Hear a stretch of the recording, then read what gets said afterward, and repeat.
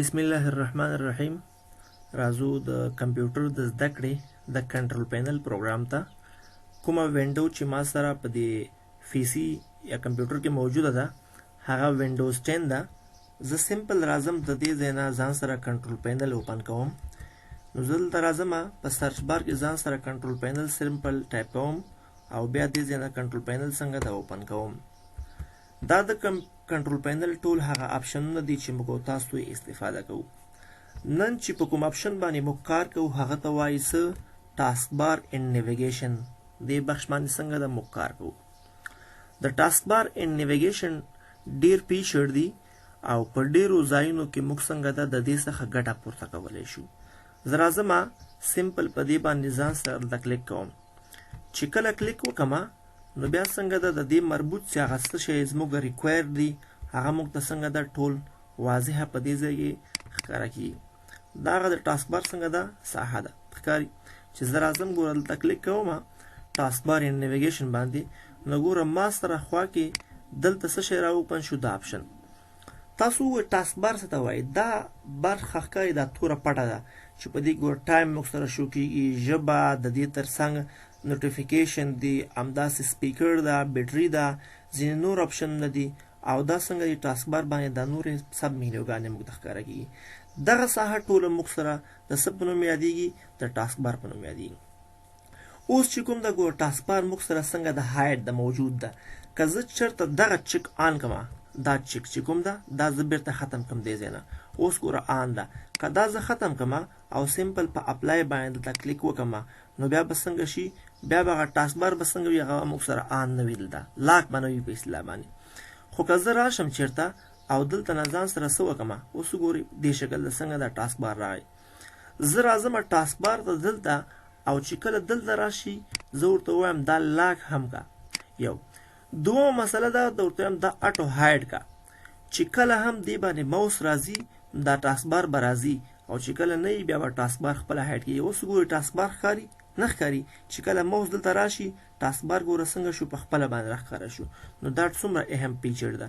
راځم ګوره زه دې ځای کې کار کوم ما ټاسک بار نه ښکاره کېږي، خو لیکن چې کله دې ساحې ته دا موس یا د موس دا کرسر راورسېږي پوینټر نو بیا به څنګه شي ټاسک بار به په خپله باندې دا بیا شو شي. یو بل ورته وایم اټو هایډ دې نه وي بس ښکاره کېږي دې ضرورت نشته ده. د دې تر څنګ دغه چې کومې آیکن یې موږ ته ښکاره کېږي زه ورته وایم یوز سمال ټاسک بار بټن. دا بټن یو دا آیکن یې دا د کوچنۍ ښکاره کېږي. نو تاسو ته ښکاري دې ساحه کې څنګه شولې د هغه آیکن یې اوس یو اندازه څنګه شوې ګوره کوچنۍ شوې. خو که چېرته راشم او دلته ورته ووایم چې نه دا چک بیرته زه ختم کړم، چې کله دا چک لرې کړم نو اوس به څنګه شي په هماغه شکل باندې به غټې بټن یې څنګه د موږ ته ښکاره کېږي. ګورئ ټاسک بار دې ځای کې ده. زه وغواړم دا ټاسک بار دې طرف ته څنګه ده راشي نو دلته بیا څه کوم سمپل راځم د دې بټن په ځای باندې لیفټ کلیک کوم. چې کله اپلای کوم تاسو ته ښکاري ټاسک بار او د ټاسک بار ضروري څیزونه ټول دې ساحې ته راغلل. که زه چېرته وغواړم چې دا د رایټ طرف ته راشي بلکل ښي طرف ته دې راشي نو بیا دې باندې کلیک کوم. وګورئ ټاسک بار څنګه شو اوس دې ساحې ته راغی.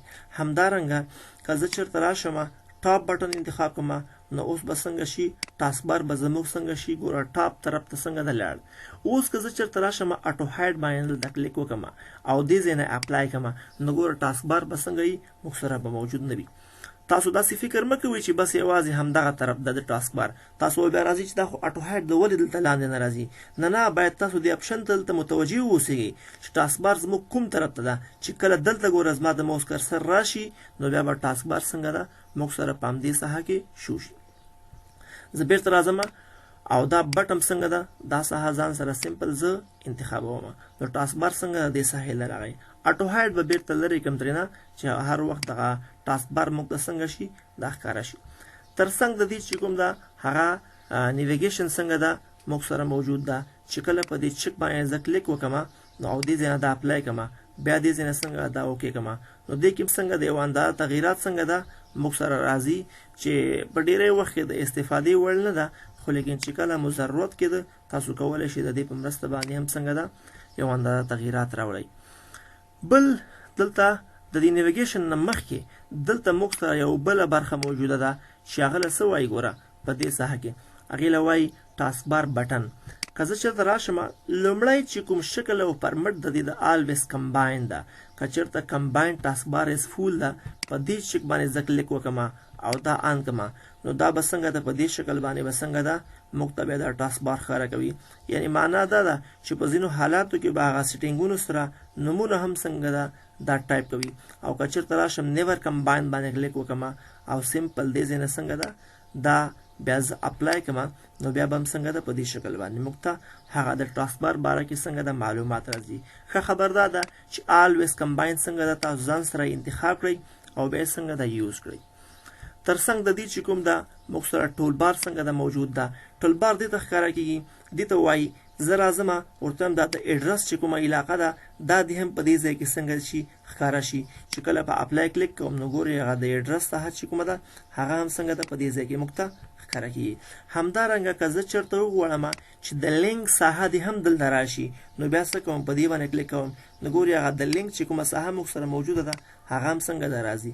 یاره زه وایم ایډرس دې نه ښکاره کېږي بس یوازې لینک دې ښکاره کېږي نو دا څنګه شو ټول هغه لینکونه دي چې موږ بیا د دې نه څنګه ده استفاده کولی شو.